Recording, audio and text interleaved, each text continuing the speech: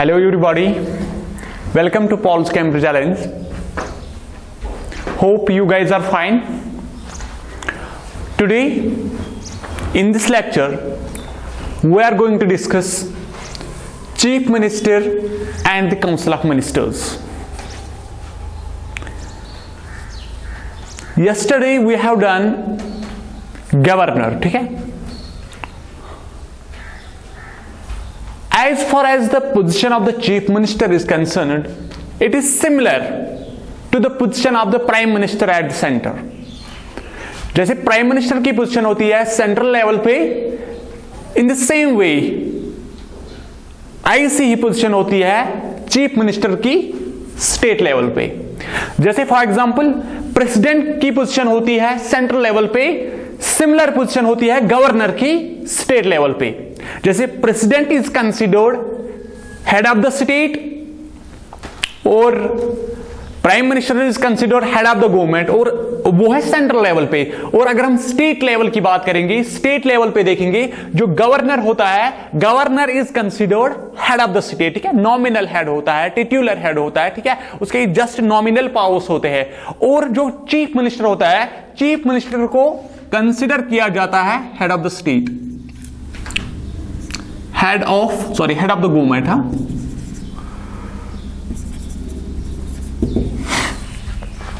Head of the government.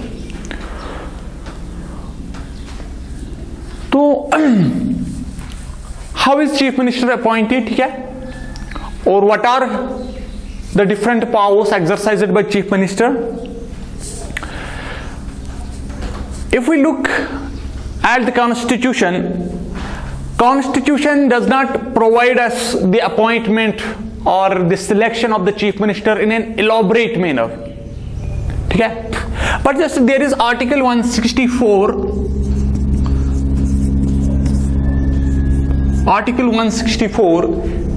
which says that chief minister shall be appointed by the governor. Article 164 of the Indian Constitution says that Chief Minister shall be appointed by the governor. But the question here is, has the governor full discretion to appoint anyone as the Chief Minister? Or do we follow any other provision here? As per the conventions of the parliamentary form of government, जो convention develop हुए हैं over the period of time, तो वहां से हम क्या follow करते हैं? गवर्नर देखता है कि who is the leader of the largest party in the state legislative assembly, ठीक है? Who is the leader of the largest party in the state legislative assembly, और उसी को इलेक्ट किया जाता है, उसी को अपॉइंट किया जाता है, ठीक है? Leader of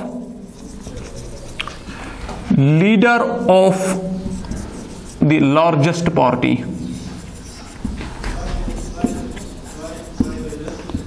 in legislature. हाँ,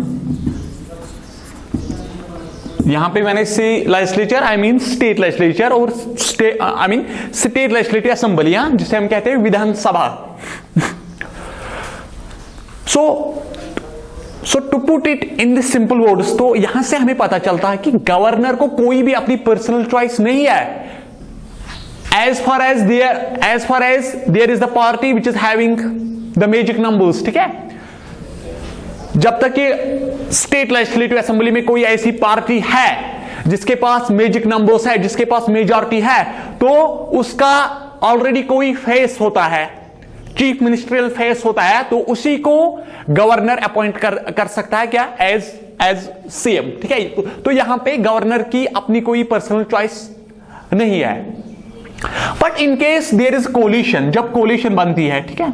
जब कोलिशन गवर्नमेंट होती है, coalition means when two or more political parties join the hands, two or more political parties join the hands to form the government, ठीक है? वो जो प्रोसेस है वो कोलिशन कहलाता है, ठीक है? तो वहां पे गवर्नर के पास थोड़ी बहुत चॉइस है, ठीक है? वहां पे when there is a coalition government, at that time governor has a little bit personal choice. He can choose the leader of the coalition and appoint him as the CM, ठीक है। और then यहां पे whenever there are coalitions, तो whenever किसी party के पास magic numbers नहीं होते हैं, मेजॉरिटी नहीं होती है, तो जिस शख्स को भी गवर्नर अपॉइंट करेगा एज सीएम, तो governor asks him to prove the majority in the floor of the house, ठीक है। So this is all about how CM in a state is elected, ठीक है, how CM in a state is appointed. तो एक चीज आपको याद रखना कि आर्टिकल 164 है इंडियन कॉन्स्टिट्यूशन में, जो कहता है कि chief minister shall be appointed by the governor. अब क्वेश्चन है कि गवर्नर क्या यहां पे अपनी पर्सनल चॉइस एक्सरसाइज कर सकता है? नहीं, ठीक है, as long as party has a majority. But in case there is coalition, in case no party has the magic numbers, governor उस वक्त अपनी पर्सनल चॉइस किसी हद तक यूज कर सकता है। बट पर्सनल चॉइस के साथ साथ ही has to ask the appointed chief minister to prove his majority, ठीक है, to prove the support, to prove that other members of the legislative assembly are supporting him, ठीक है। So this was all about appointment of the CM.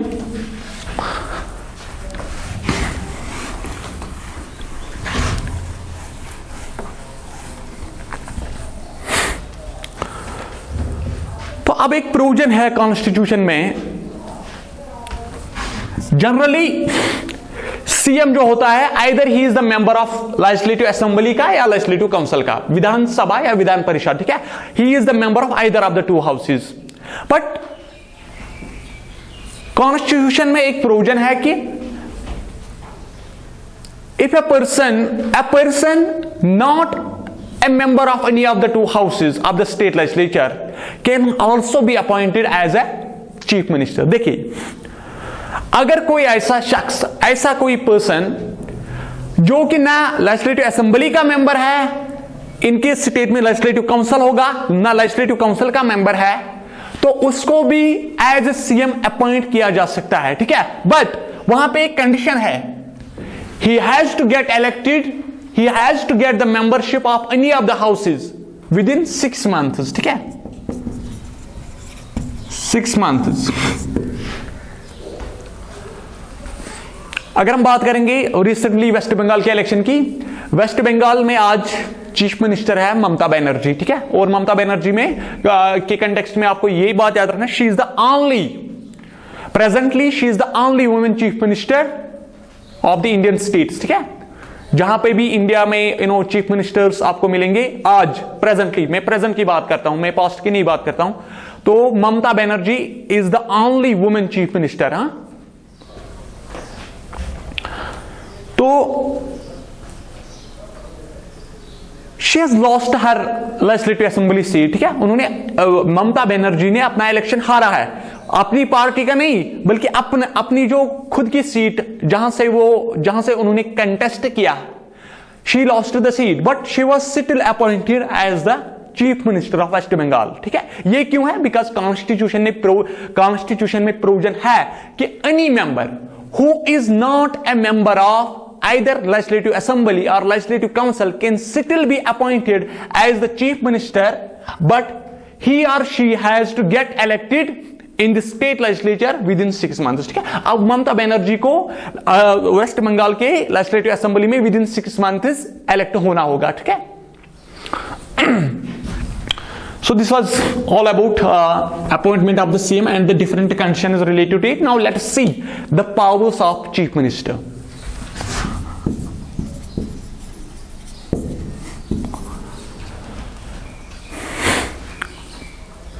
देखिए, once the chief minister is appointed, और appoint होने के बाद chief minister का क्या काम है? ओथ, ही टेक्स ओथ, ठीक है, हलफ उठाता है, ठीक है। In the oath he has to explicitly say that he has true faith in and the allegiance, he bears true faith and allegiance to the constitution of India, ठीक है। he will uphold the sovereignty and integrity of India, and plus जो भी वो काम करेगा वो होंगे impartial plus as per the constitution of India, ठीक है। तो ये होगा ओथ। तो as far as the powers of the chief minister are concerned, after taking oath, after getting appointed, chief minister prepares a list of colleagues, ठीक है, list of colleagues, and then hands that list to the governor, ठीक है। उस list में क्या क्या होता है, किन के नाम होते हैं, उस लिस्ट में बेसिकली कौन कौन से member of council of ministers में होंगे, कौन कौन से मेंबर ऑफ कैबिनेट में होंगे, उनके नेम होते हैं, एंड वंस दैट ये लिस्ट दिया जाता है गवर्नर को, and then governor appoints those ministers, ठीक है। तो पहला काम क्या होता है after chief minister council of ministers को अपॉइंट करता है, पहला काम यह होता है कि ही एलोकेट्स पोर्टफोलियोज, ठीक है, एलोकेट्स पोर्टफोलियोज।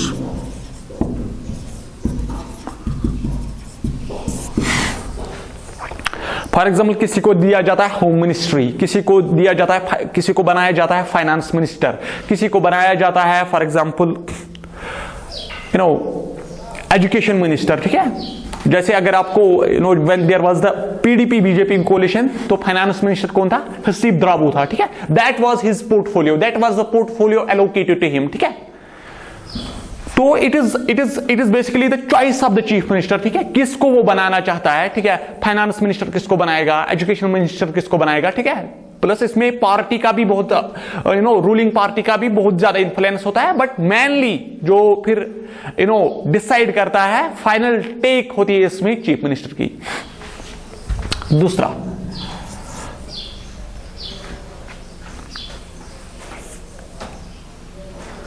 मैंने कहा कि मैंने आपको जब when we are discussing parliamentary form of government, parliamentary form of government में होती है कलेक्टिव रेस्पॉन्सिबिलिटी, ठीक है, और प्लस ये होती है कैबिनेट सॉलिडारिटी। तो in case there is the difference of opinion among the ministers, तो चीफ मिनिस्टर उस पर्टिकुलर मिनिस्टर को कह सकता है कि यू हैव टू रिजाइन, ठीक है, in case there is the difference of opinion,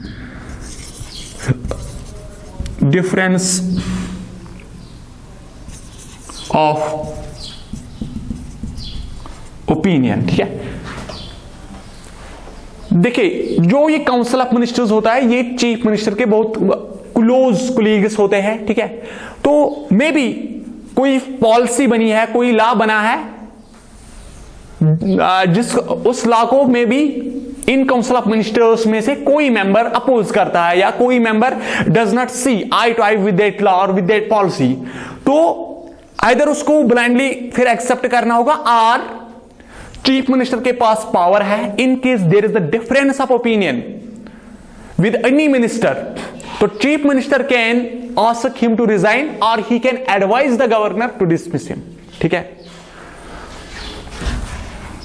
तीसरा पॉइंट,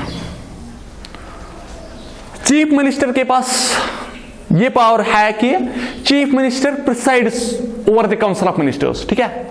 जब भी काउंसिल ऑफ मिनिस्टर्स की मीटिंग होती है, वहां पे प्रिसाइड कौन करता है, चीफ मिनिस्टर, और chief minister influences the decisions, ठीक है, influences the decisions, he influences the decisions taken by the cabinet, he influences the decisions taken by the council of ministers, ठीक है।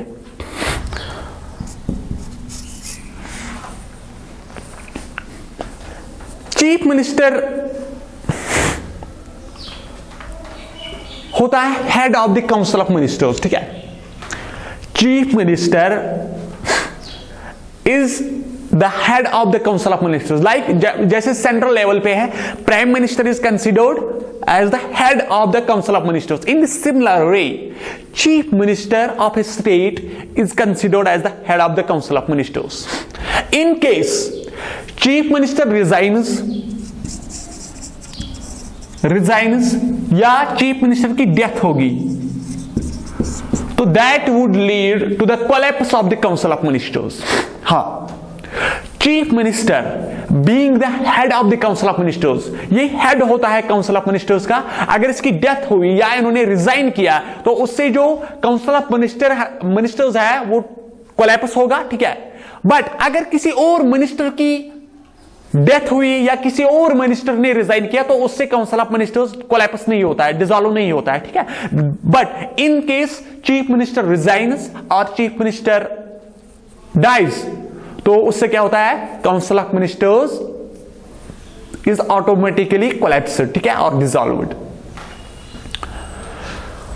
और one of the important powers and functions of the chief minister is that जो भी council of ministers decision लेते हैं या कोई भी पॉलिसी बनाते हैं तो दैट पॉलिसी और दैट डिसीजन और that law is to be communicated to the governor by whom, chief minister, ठीक है। So chief, you can say chief minister acts as a link between governor and council of ministers। देखिए, council of ministers को head कौन करता है, chief minister. Council of ministers ने कोई decision लिया है, ठीक है, या कोई पॉलिसी बनाई है, अब इस पॉलिसी को गवर्नर तक कौन कम्युनिकेट करेगा, चीफ मिनिस्टर, ठीक है। So he acts as a bridge, he acts as a link between governor and the council of ministers, ठीक है। So this was all about the appointment and the powers and functions of the chief minister।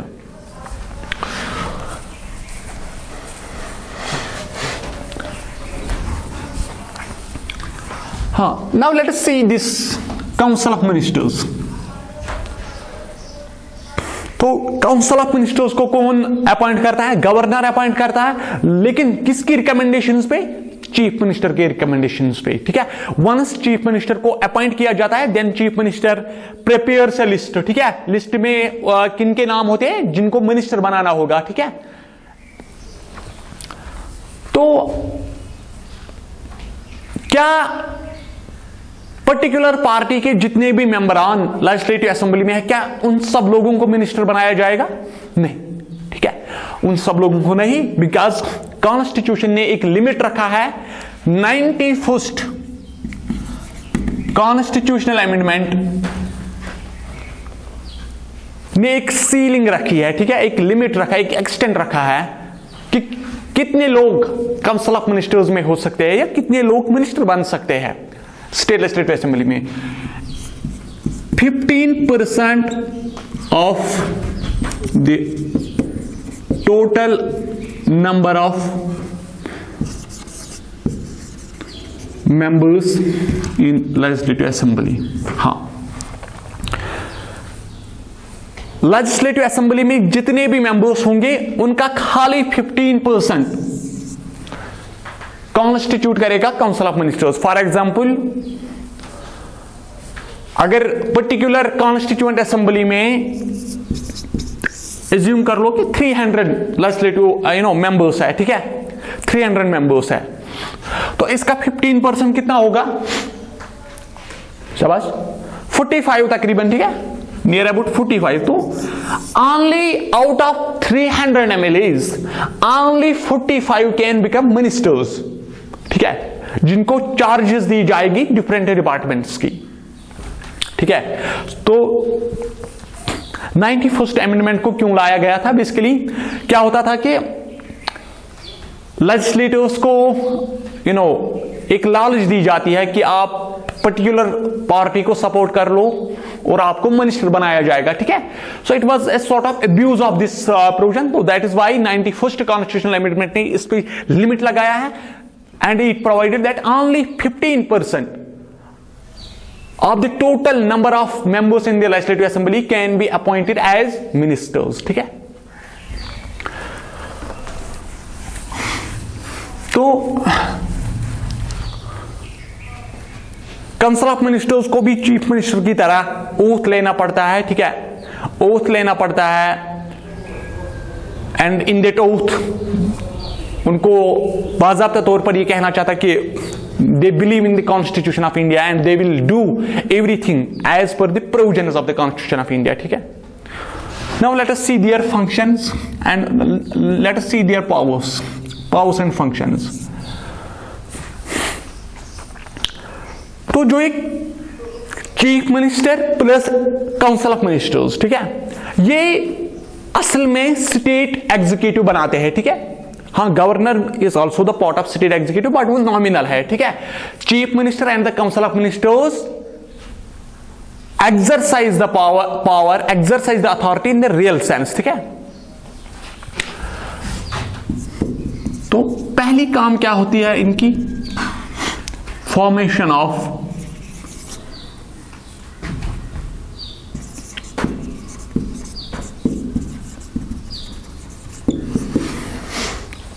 Of state policies, ठीक है, और formation of policies of the state. State में क्या policy रहेगी, ठीक है, स्टेट में what would be the criteria of a particular policy and who are the people who are going to benefit from that particular policy। तो इस policy को कौन लोग बनाते हैं, chief minister and the council of ministers, ठीक है। Number 2, one of the important functions of the council of ministers is that they run the administration, ठीक है, running of एडमिनिस्ट्रेशन। हाँ, ये जो काउंसिल ऑफ मिनिस्टर्स होते हैं, आइदर इनको एक इंडिपेंडेंट डिपार्टमेंट, इंडिपेंडेंट चार्ज दिया जाता है, और इनको किसी डिपार्टमेंट का सबऑर्डिनेट चार्ज दिया जाता है, या किसी डिपार्टमेंट में इनको एज सबऑर्डिनेट वर्क करना पड़ता है, ठीक है। फॉर एग्जांपल स्टेट में भी अगर हम देखेंगे, फाइनेंस मिनिस्टर होता है, एजुकेशन मिनिस्टर होता है, ठीक है, और अदर मिनिस्टर्स भी होते हैं, ठीक है, रूरल डेवलपमेंट मिनिस्टर अलग से, ठीक है, डिफरेंट मिनिस्टर्स होते हैं। तो ये बेसिकली ये पोर्टफोलियोज, ये जो चार्जेस ऑफ द डिपार्टमेंट्स इन्हीं मिनिस्टर्स को दिया जाता है, ठीक है। फॉर एग्जांपल इसमें भी आता है कैबिनेट मिनिस्टर, ऊपर वाले रैंक की, मिनिस्टर ऑफ स्टेट, उसके बाद डिप्टी मिनिस्टर, जैसे हमने पढ़ा when we are discussing central executive, ठीक है, यूनियन एग्जीक्यूटिव। तो running of the administration, so since the council of ministers are either the in charges of the department और they work as a subordinate in a particular department, so their role and responsibility is to run the administration, ठीक है। अगर कोई अभी finance minister है तो finance के related, ठीक है, मनी के रिलेटेड जो भी चीजें आती है, they have to administer over those things, ठीक है। या फॉर एग्जांपल एजुकेशन मिनिस्टर है कोई, जो भी मसला आता है एजुकेशन का, ठीक है, या कोई पॉलिसी बनानी है एजुकेशन के रिलेटेड, या स्टूडेंट्स को स्कॉलरशिप वगैरह देनी है, सो these all things are administered and coordinated by those council of ministers, ठीक है, and particularly by a minister who has been given the charge of a particular department। तीसरा point,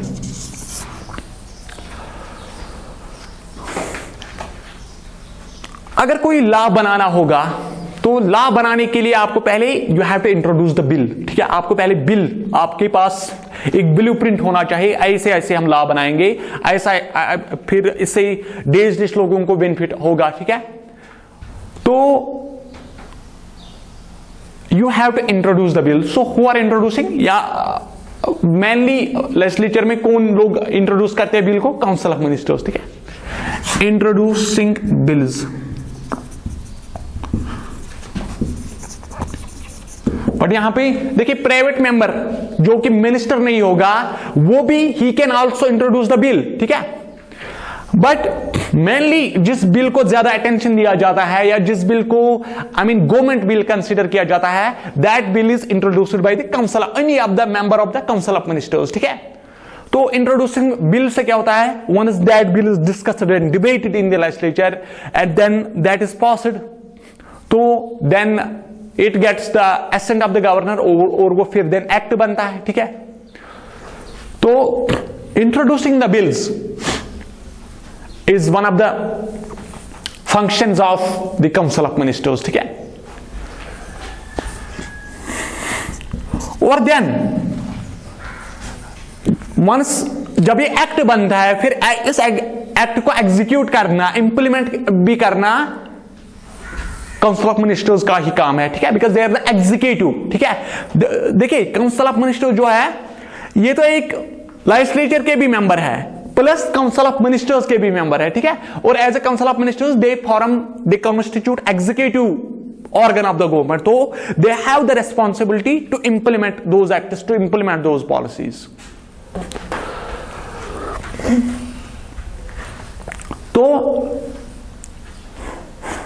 These are legislative and executive powers. अब अगर हम अब financial powers की बात करेंगे, it is the council of ministers who basically prepare the budget, ठीक है।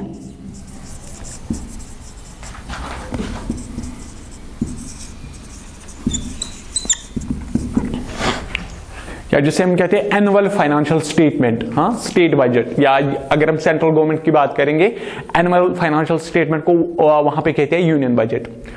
So, Council of Ministers, headed by the Chief Minister, prepare the budget of the state। और इस बजट को कौन प्रेजेंट करता है लेजिस्लेचर में? फाइनेंस मिनिस्टर, ठीक है। Finance minister presents the budget in the legislature. और लेकिन ये प्रिपेयर किया जाता है with the opinion and willingness of all the council of ministers including chief minister, ठीक है। So these are all powers and functions of the council of ministers. और plus council of ministers headed by the chief minister can recommend the governor to dissolve the lower house, ठीक है, to dissolve the legislative assembly, ठीक है। और plus उसके against में जो legislative assembly के मेंबर्स होंगे, they can pass a vote of no confidence against them, ठीक है। so there is collective responsibility, ठीक है, collective responsibility and there is cabinet solidarity in the sense जो कोर होता है, ठीक है। काउंसिल ऑफ मिनिस्टर्स में जो तीन किस्म के मेंबर्स होते हैं, एक होता है कैबिनेट मिनिस्टर, ठीक है, दूसरे होते हैं उसके बाद मिनिस्टर्स ऑफ स्टेट, उसके बाद होते हैं डिप्टी मिनिस्टर्स, ठीक है। लेकिन कैबिनेट बेसिकली कोर होता है, ठीक है। कैबिनेट टेक्स डिसीजन, ठीक है। कैबिनेट के डिसीजन को you can not ignore the decision of the cabinet, you can not deny the decision of the cabinet. और in case you are having the difference of opinion with the decision of the cabinet, तो उस वक्त आपको क्या करना होगा? Either आपको वो एक्सेप्ट करना होगा ऐसे ही, आइदर आपको रिजाइन करना होगा, ठीक है। तो इसी तरीके से हमारा जो ये चैप्टर 4 है ये कंक्लूड हुआ है, ठीक है।